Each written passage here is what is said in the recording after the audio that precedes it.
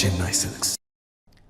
பழனியை தலைமையிடமாக கொண்டு தனி மாவட்டம் அறிவிக்கப்படும் என்ற வாக்குறுதியை நிறைவேற்றாத திமுக அரசை கண்டித்து நடைபெற்று வரும் ஆர்ப்பாட்டத்தில் பாஜக தேசிய பொதுக்குழு உறுப்பினர் அண்ணாமலை உரையாற்றி வருகிறார். அதன் நேரடி காட்சிகளை தற்போது நம் திரையில் பார்த்து வருகிறோம்.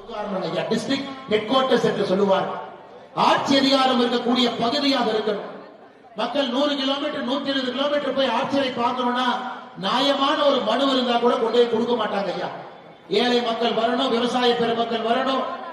அவர்கள் இருக்கக்கூடிய பிரச்சனையை ஒரு ஆட்சியருடைய அந்த மனு நாள்ல போய் நின்று கொடுக்க வேண்டும் என்று நினைத்தால் ஆட்சியர் பக்கத்தில் இருக்கணும். யாரும் முதலமைச்சரை பார்க்க முடியாது. யாரும் இங்க கிடைத்திருக்கக்கூடிய அமைச்சர்கள் 2 பேர் இருக்கிறாங்க, யாருமே அவங்களை பார்க்க முடியாது. கொள்ளையடிப்பதிலே நம்பர் 1 நம்பர் 2 அமைச்சராக இருக்கின்றார்களோ தவிர சேவை செய்வதிலே இந்த பழனி பகுதியை சார்ந்த திண்டுக்கல் பகுதியை சார்ந்த 2 அமைச்சர்களும் எந்த பட்டியலுமே இல்லை. இதற்கெல்லாம் பழனியை பொறுத்தவரை ஒரு பெருமை, ஒரு திமிரு, ஒரு முறுக்கு நமக்கு இருக்கு.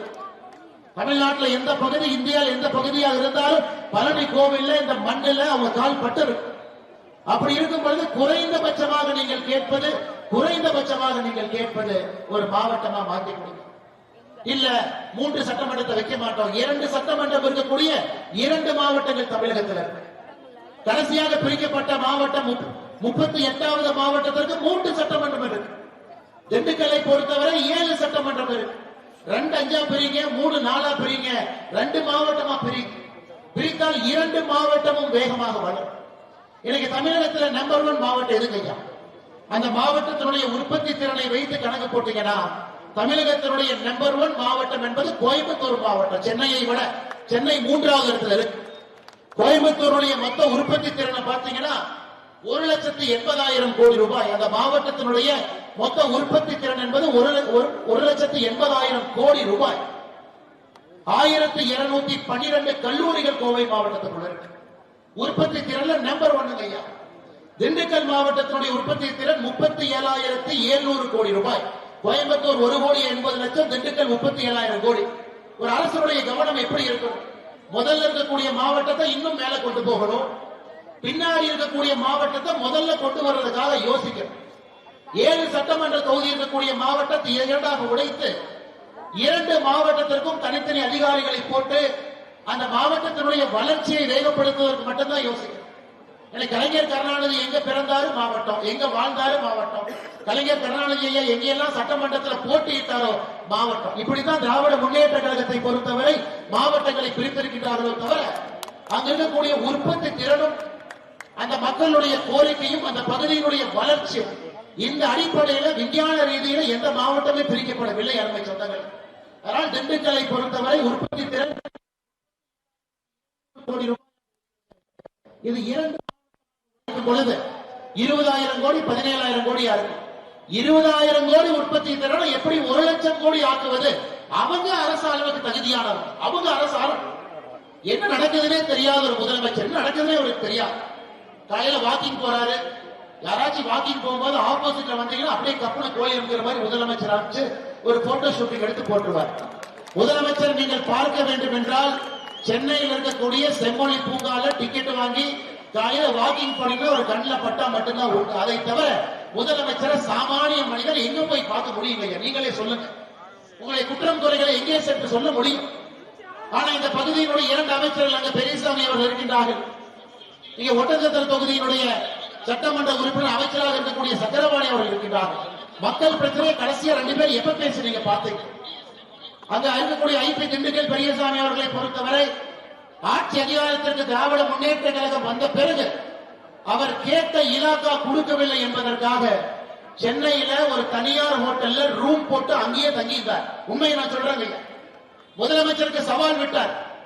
எனக்கு இந்த இலாக்காவை மாற்றி கொடுத்தா தான் நான் திண்டுக்கலுக்கு போவேன் என்று சொல்லி சென்னையில ஒரு ஹோட்டல்ல ரூம் போட்டு அங்கேயே தங்கிட்டு இருந்தார்.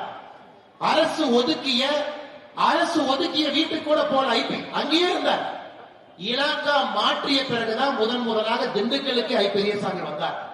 இவங்களுடைய ஆசை என்பது பதவிக்கு வந்திருப்பது மக்களுக்கு சேவை செய்ய வேண்டும் என்பதற்காக. நான் இவ்வளவு சீனியர், அப்ப எனக்கு இந்த பதவி கொடுக்கலாம். செந்தில் பாலாஜி நேற்று வந்தவனுக்கு சாராய துறை கொடுத்தா அவன் அவ்வளவு கொள்ளையடிப்பான். நான் 40 வருஷம் ஆட்சியில் இருக்கிறேன், எனக்கு சின்ன துறையை கொடுத்தா நான் எப்படி கொள்ளையடிப்பேன்? திராவிட முன்னேற்ற கழகத்துடைய அமைச்சர்களை பார்த்தீங்கன்னா கொள்ளையடிப்பதற்கு பெரிய மந்திரி கொடுத்தீங்கன்னா அதை வாங்கிக்கும்.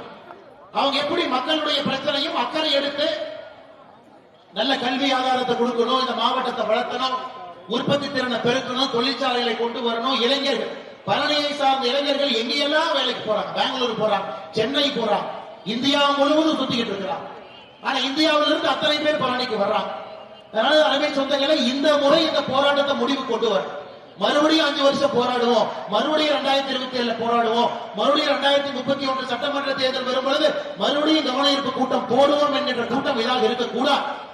இந்த முறை இந்த போராட்ட நிறைவுக்கு வரணும், மிக ஆக்ரோஷமாக களத்தில் இருக்க வேண்டும். 2026 சட்டமன்ற தேர்தலுக்கான நாள் அறிவிப்பதற்கு முன்பாகவே பழனி தனி மாவட்டமாக பிரிக்கப்பட்டிருக்க வேண்டும் என்பதில் நாம் உறுதியாக ஒருங்கிணைப்பாக நாம் இருக்கிறோம். இதுதான் பாரதிய ஜனதா கட்சி, நம்முடைய தேசிய ஜனநாயக கூட்டணியுடைய நம்முடைய கட்சி தலைவர்கள், தொண்டர்கள் சேர்ந்து நடத்தக்கூடிய ஒரு போராட்டமாக இருக்கக்கூடாது. பொதுமக்களும் அதிக அளவில் பங்கேற்கும். இந்த கையெழுத்து இயக்கத்தை இன்னைக்கு நம்முடைய கட்சி தலைவர்கள் துவங்கும் பொழுது பொதுமக்கள் நீங்க கையெழுத்து போடும். ஒரு முதலமைச்சருக்கு தெரியணும், பழனியை பொறுத்தவரை 5 லட்சம், 10 லட்சம், 5 லட்சம் பேர் கையெழுத்து போட்டிருக்கிறார். அது மக்களுடைய எண்ணமாக இருக்கிறது. ஒரு அரசியல் கட்சி கூட்டம் போட்டாங்க, 10,000 பேர்த்திட்ட கையெழுத்து வாங்கினாங்க, அது முடியக்கூடாது. அதனால பழனி பகுதியில் இருக்கக்கூடிய எல்லா அன்பு சொந்தங்களுக்கும் கூட என்னுடைய அன்பான வேண்டுகோள், இந்த கையெழுத்து இயக்கத்தில் நீங்க பங்கு பெறணும், கையெழுத்து போடணும். இந்த கையெழுத்து போட்டு முடிக்கப்பட்ட பிறகு நம்முடைய ஆண்புமிகு ஆளுநரை அவரை சந்தித்ததை கொடுக்கலாம். ஆனால் முதலமைச்சருக்கு தெரிஞ்சிருக்கணும், இத்தனை மக்கள் கையெழுத்து போடுறாங்கன்னா அவங்க கோபமா இருக்கிறாங்க. ஐயா, இந்த பழனி முருகனை வைத்து அரசியல் செய்வது மட்டும்தான் இன்னைக்கு திராவிட முன்னேற்ற கழகத்தினுடைய முதல் வேலையா இருக்கு. இங்கே 2024 பழனியில அனைத்துலக முருகர் மாநாடு போட்டாங்க, இங்கேயே போட்டாங்க. எதுக்கு முருகர் மாநாடு போடுறீங்கன்னா, ஐயருக்கு அமாவாசைக்கு சம்பந்தம் இல்லைங்கிற மாதிரி நீ எதுக்கு முருகனை கூப்பிடுறீங்கன்னா, இல்ல இல்லை நாங்க முருகபெருமான பட்டி தொட்டி எல்லாம் எடுத்துக்கொண்டு செல்லுகின்றோம். அந்த அனைத்துலக முருக மாநாட்டில் ஒரு தீர்மானம் போட்டாங்க, நாங்கள் 50 கோடி ரூபாய் நிதி ஒதுக்கி 143 முருகன் கோயிலை புனரமைப்போம். எதுக்கு 143 தெரியாது, துர்காமா சொல்லியிருப்பாங்க. 1 கூட்டல் 4 கூட்டல் 3 போட்டா 8 வருது, ராசியான நம்பர் 143 போடுறோம். அப்படித்தான் அரசாங்கத்தில் பாதி பேர் நம்பர் எழுதுறாங்க. எதுக்கு 143 கோயில் யாருக்கும் தெரியாது. 143 கோயிலுக்கு 50 கோடி ரூபாய் முருகன் கோவிலுக்கு பணம் கொடுத்து புனரமைப்போம். இதுவரை ஒரு கோவிலுக்கு 1 ரூபாய் கொடுக்கப்படவில்லை.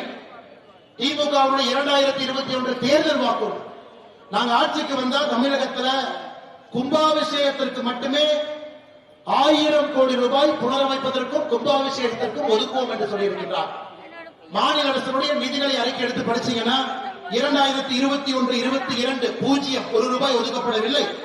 2022-23 பூஜ்ஜியம் 1 ரூபாய் ஒதுக்கப்படவில்லை. 2023-24 30 கோடியே 15 லட்சம் ரூபாய் ஒதுக்கினார்கள். 2024-25 51 கோடியே 78 லட்சம். இன்னைக்கு மொத்தமா பாத்தீங்கன்னா 82 கோடி ரூபாய் 4 ஆண்டுகளை ஒதுக்கி இருக்கிறார். இன்னும் சில நாட்கள் நிதிநிலை அறிக்கை கொடுக்க போறாங்க, அன்னைக்கு தெரியும் 5வது ஆண்டு எவ்வளவு ஒதுக்கி இருக்கிறார்.